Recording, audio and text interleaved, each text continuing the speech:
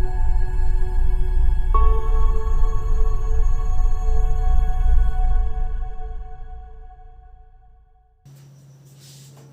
hello guys, welcome back with another video. This is Kishan and welcome back to our YouTube channel Alight Door. तो guys आज हम लोग discuss करेंगे basic geometry concept. कल मैंने बताया था आप लोगों की मैथमेटिक्स को दो पार्ट में डिवाइड किया है। एक में हम नंबर सिस्टम के बारे में पूरे जितने भी नंबर्स होते हैं उसके बारे में पढ़ते हैं और एक में हम ज्योमेट्री शेप्स सारे फिगर्स के बारे में पढ़ते हैं। तो कल हमने बेसिक उसका डिस्कस किया था नंबर्स के बारे में। आज हम ज्योमेट्री का या फिर पॉलीगॉन का जो भी कह लें शेप्स का जो बेसिक होता है वो हम आज क्लियर करेंगे गाइस। सो स्टार्ट करते हैं, not taking too much time, let's start the video. So guys basic geometry concept क्या कहता है, कोई भी शेप या कोई भी चीज़ हो स्टार्ट किससे होती है, एक पॉइंट से होती है। तो पॉइंट, अब मैं आपसे डेफिनेशन पूछूं पॉइंट क्या होता है, तो आप में से कई सारे लोगों को पॉइंट की डेफिनेशन नहीं पता होगी। पता होगा कि हाँ ये पॉइंट होता है, डॉट होता है, पॉइंट होता है, लेकिन what is point? Dimension less figure. एक डायमेंशन लेस फिगर होता है, मतलब इसके पास कोई भी डायमेंशंस नहीं होती। अब मैं डायमेंशंस बोलता हूँ तो आप लोगों ने कभी सुना होगा 1D 2D 3D। ये D जो होता है ना यहाँ पे, ये डायमेंशन होता है। अब ये डायमेंशन का मतलब क्या होता है? जिसकी ना लेंथ होती है, ना ब्रेथ होती है, ना हाइट होती है। ये पॉइंट के पास ना लेंथ होती है, ना ब्रेथ होती है, ना हाइट होती है। तो ये जो लेंथ ब्रेथ हाइट ये सब होती है ना, ये डायमेंशंस होती है किसी भी फिगर की।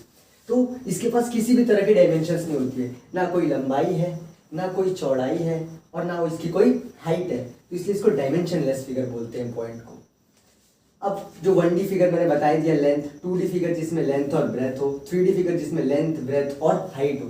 तो ये 1D 2D 3D फिगर्स होते हैं। इसको हम आगे अभी कॉन्सेप्ट को डिस्कस करेंगे। फिर आगे बढ़ते हैं 1D फिगर पे। अब ये 1D फिगर क्या होता है? जैसे लाइन। अब मैं लाइन बोलूं तो लाइन क्या होती है? Which has only one dimension, length और ब्रेथ भी हो सकती है, बट मेनली हम लेंथ लेते हैं।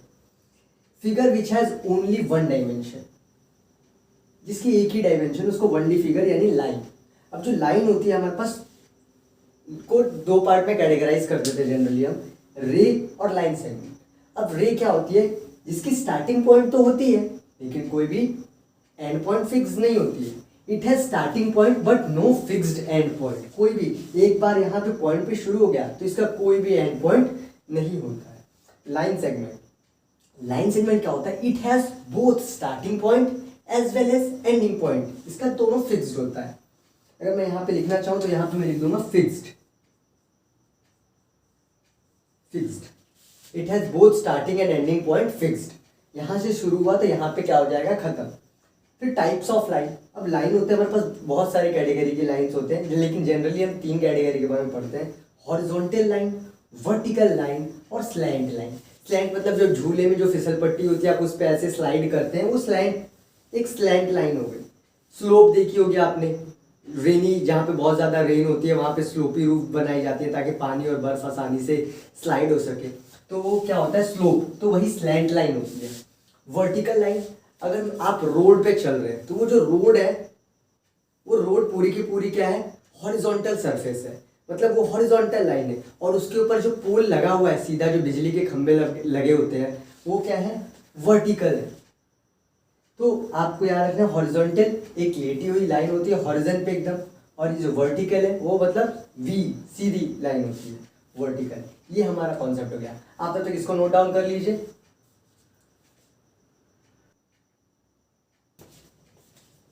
तो गाइज अब समझते हैं, एक एग्जाम्पल से जितना हमने समझा वो समझते हैं। अब हम यहाँ पे देखेंगे रे कौन सी है, लाइन सेगमेंट कौन सी है। अब हम देखें तो एक ए रे है जो इस पॉइंट से निकल रही है और यहाँ पे ये पूरी चली जा रही है। फिर बी भी एक रे है जो यहाँ से निकल रही है और यहाँ से जा रही है। फिर सी भी एक रे है, डी भी एक रे है।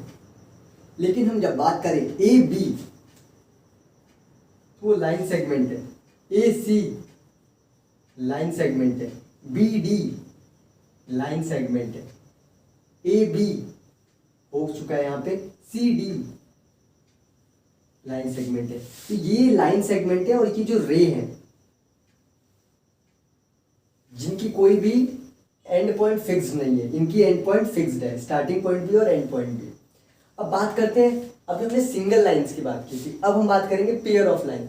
जब दो पेयर ऑफ लाइन होती है, जैसे इस केस में देख रहे हैं, ये लाइनें जो कभी भी आपस में ना मिले, that never meet each other, never meet each other, ऐसी लाइन को हम बोलते हैं पैरेलल लाइन। इनके बीच की डिस्टेंस जो होती है वो हमेशा सेम रहती है at every point, at every point same, at distance same, at every point, हर एक पॉइंट पे इनकी जो डिस्टेंस रहती है इनके बीच की सेम रहती है। इंटरसेक्टिंग की बात करें तो ऐसी लाइंस जो आपस में इंटरसेक्ट यानी क्रॉस हो जाए, आपस में जो क्रॉस हो जाए तो उनको हम क्या कहते हैं, इंटरसेक्टिंग लाइन। इंटरसेक्टिंग और बाइसेक्टिंग दोनों में एक डिफरेंस होता है और ये बहुत ही इंपॉर्टेंट कॉन्सेप्ट है, क्योंकि कहीं पे लिखा होता है क्वेश्चन में बाइसेक्ट और बच्चे उस चीज को समझ नहीं पाते और उसका यूज होता है क्वेश्चन में। इंटरसेक्ट, इंटरसेक्ट मतलब सिर्फ इंटरसेक्ट करना, जिसमें जरूरी नहीं कि कोई भी पार्ट किसी भी पार्ट के इक्वल हो। लेकिन जब बाइसेक्ट करता है तो उसमें ये वाला पार्ट इसके इक्वल एंड ये वाला पार्ट इसके इक्वल कंफर्म है, फिक्स्ड रहता है। कोई भी लाइन बाइसेक्ट करती है तो एक दूसरे को बाइसेक्ट करने का मतलब इक्वल पार्ट्स में डिवाइड करना, बाइसेक्ट करने का मतलब। और जहां पे ये बात हो गई, इसी से रिलेटेड एक छोटा सा टॉपिक और है। जब हम कोई शेप बनाते हैं तो उसमें आमने सामने की जो साइड होती है उसको हम बोलते हैं अपोजिट साइड, अपोजिट साइड। जैसे ये साइड इसके अपोजिट है, ये साइड इसके अपोजिट है। जब हम अल्टरनेट साइड की बात करते हैं तो एक पॉइंट उठाया, उस पॉइंट से ये वाली लाइन निकल रही है और ये वाली लाइन निकल रही है, तो ये दोनों आपस में अल्टरनेट साइड है। अगर ये पॉइंट उठाते हैं तो ये वाला पॉइंट, ये वाली लाइन और ये वाली लाइन इस पॉइंट से निकल रहे हैं, तो ये आपस में क्या है, अल्टरनेट साइड। जैसे ये पॉइंट उठाया तो ये वाली लाइन और ये वाली लाइन आपस में अल्टरनेट साइड, ये वाले पॉइंट उठाएंगे तो ये वाली लाइन अल्टरनेट साइड हो जाएगी इसकी। तो गाइज ये छोटा सा कॉन्सेप्ट था, आप इसको नोट डाउन कर लीजिए। अब गाइस बात करते हैं हम लोग कर्व की। कर्व क्या होता है? कर्व आप लोग ने देखा होगा, जनरली कोई भी ऐसी जो लाइन जो ऐसे बेंड हो गई हो, तो कोई भी बेंडिंग ऑफ लाइन कह लीजिए, या फिर और making a shape, making a figure without lifting the pen. आपने पेन को एक बार उठाया और आपको वापस उस पेन को रखना नहीं है, आप उससे जो भी फिगर एक बार में बना दीजिए, आपको पेन को उठाना नहीं है, तो जो भी आपका शेप बन के आएगा उसी को हम क्या कहते हैं, कर्व। कर्व कहते हैं या प्लेन कर्व कहते हैं। अब इस कर्व होते हैं, ये भी टू टाइप्स के होते हैं, ओपन कर्व और क्लोज कर्व। ओपन कर्व, जो कर्व बना रहे हैं आप, अगर वो ओपन है यानी उसमें हम कलर फिल करना चाहें तो वो कलर सिर्फ उस शेप में नहीं बल्कि पूरे जगह में फैल जाएगा। जैसे आप कंप्यूटर में जब कोई शेप बनाते हैं वो कहीं से ओपन हो जाता है, जब आप कलर फिल करते हैं उसके अंदर तो पूरे पेज पे वो कलर फैल जाता है। सेम अगर कहीं से भी वो शेप ओपन है तो वो क्या है, ओपन कर्व है। जैसे यहाँ पे एस पी, ये देख लें, ये लाइन आपस में जुड़ी नहीं है, एंड टू एंड मिली नहीं है। लाइन अगर एंड टू एंड नहीं ज्वाइन है, स्टार्टिंग और उसका एंडिंग पॉइंट ज्वाइंट नहीं है, तो वो ओपन कर्व है। और क्लोज कर्व जिसका स्टार्टिंग और एंडिंग पॉइंट ज्वाइंट है आपस में, वो क्या होता है, क्लोज कर्व होता है। जैसे ये शेप ओ हो गया, कोई जितने भी हमारे पॉलीगॉन होते हैं, तो अभी हम आगे पढ़ेंगे पॉलीगॉन के बारे में। अब हम बात करते हैं लाइन ऑफ सिमेट्री के बारे में। ऐसी लाइन जो किसी भी शेप को इक्वल हिस्सों में डिवाइड करती हो, उसको हम बोलते हैं लाइन ऑफ सिमेट्री। जैसे हमने एक स्क्वायर लिया और इस स्क्वायर के ऊपर हमने लाइन बनाई, यहाँ से यहाँ तक लाइन बनाई, फिर यहाँ से यहाँ लाइन बनाई, फिर यहाँ से यहाँ बनाई, फिर यहाँ से यहाँ बनाई। तो ये देख रहे हैं, ये जो लाइन है यहाँ से अगर हमने बनाई तो ये इसको इक्वल हिस्सों में डिवाइड कर रही है। फिर हमने 20 से बनाई तो ये इसको इक्वल हिस्से में डिवाइड कर रही है। अगर हम एक पेज लें, उस पेज को हम इस तरीके से फोल्ड करें तो ये क्या इक्वल हिस्सों में इसको ढक देगी। तो ये जो लाइन हमने बनाई ये लाइन ऑफ सिमेट्री है। फिर हम इसको ऐसे लाइन बनाएं तो इसको इक्वल हिस्सों में ढक देगी, तो इसको हम क्या बोलेंगे, लाइन ऑफ सिमेट्री। एक साइड से आप देखें तो दूसरी साइड आपको दिखाई ना दे, तो वो ऐसी लाइन जो इक्वल हिस्सों में डिवाइड करती है उसको हम बोलते हैं लाइन ऑफ सिमेट्री। ये लाइन ऑफ सिमेट्री है। लेकिन हम यहाँ पे देखें कि यहाँ पे ये अगर देखेंगे तो ये वाला शेप बड़ा हो जाएगा, ये छोटा हो जाएगा, तो ये लाइन ऑफ सिमेट्री नहीं है। ये भी लाइन ऑफ सिमेट्री नहीं है, ये भी लाइन ऑफ सिमेट्री नहीं है, ये भी लाइन ऑफ सिमेट्री नहीं है। तो ये गाइस लाइन ऑफ सिमेट्री का कॉन्सेप्ट था। हम आगे बढ़ते हैं तब तक आप इसको नोट डाउन कर लीजिए। गाइस अब हम लोग देखते हैं पॉलीगॉन को। पॉलीगॉन क्या होता है? एक क्लोज कर्व होता है। पॉलीगॉन अभी हमने पढ़ा ओपन कर्व और क्लोज कर्व, तो ये क्लोज कर्व होता है। अब हमको ओपन कर्व से ज़्यादा कोई मतलब नहीं है। ओपन कर्व अब हम हमारे किसी अभी कॉन्सेप्ट में है नहीं। जितना भी हम लोग को पढ़ना है पूरा का पूरा क्लोज कर्व के ऊपर पढ़ना है।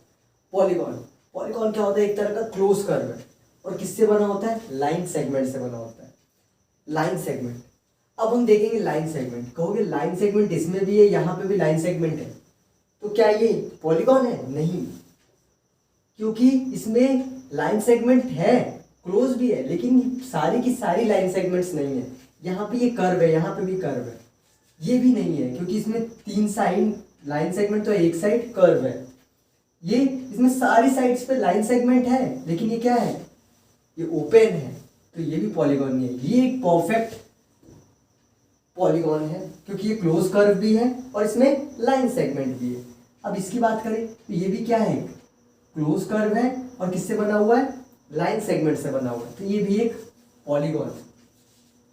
पॉलीगॉन की एक सिंपल सी कंडीशन की क्लोज कर्व होना चाहिए और लाइन सेगमेंट से बना होना चाहिए, लेकिन इसमें minimum 3 sides are required to make a polygon. Obvious सी बात है, क्या आप दो साइड से आप क्लोज कर्व बना सकते हैं? वो क्लोज कर्व ही नहीं बन पाएगा, ओपन ही कर्व रह जाएगा। इसलिए मिनिमम 3 लाइंस आपको लाइन सेगमेंट्स चाहिए ही होती है क्लोज कर्व बनाने के लिए, तो उसको हम पॉलीगॉन कहेंगे। ट्राइंगल, अब इस पे क्वेश्चंस भी आ जाते हैं कि ट्राइंगल सबसे स्मॉलेस्ट पॉलीगॉन क्यों है? Because minimum 3 lines are required to make a polygon. सबसे स्मॉलेस्ट पॉलीगॉन कौन सा होता है? ट्राइंगल। इसकी कितनी साइड्स होती हैं? 3 साइड्स होती हैं। अगर साइड कितनी हो जाए? 4 साइड्स हो तो उसको हम कहते हैं क्वाड्रिलेटरल। अगर 5 साइड हो तो उसको हम क्या कहते हैं? पेंटागॉन। जिसकी 6 साइड हो उसको हम क्या कहते हैं? Hexagon.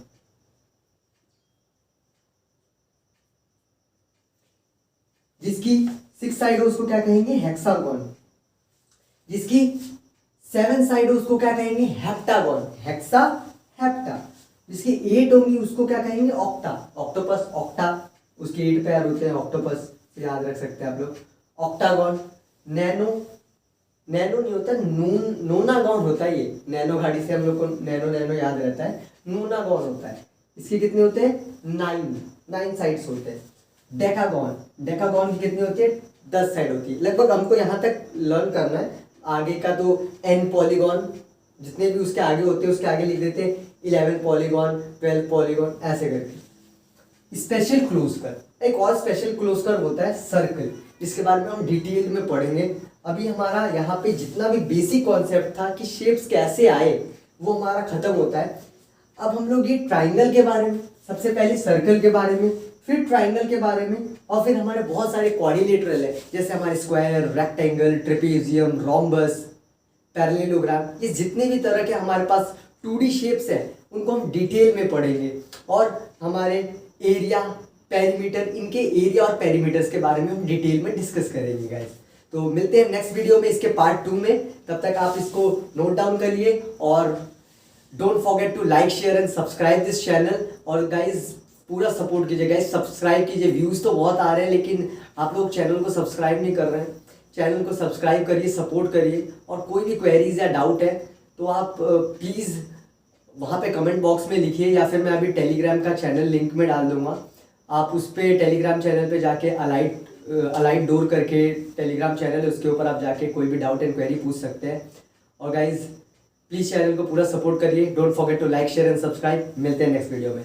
Bye. Stay tuned with Alight door.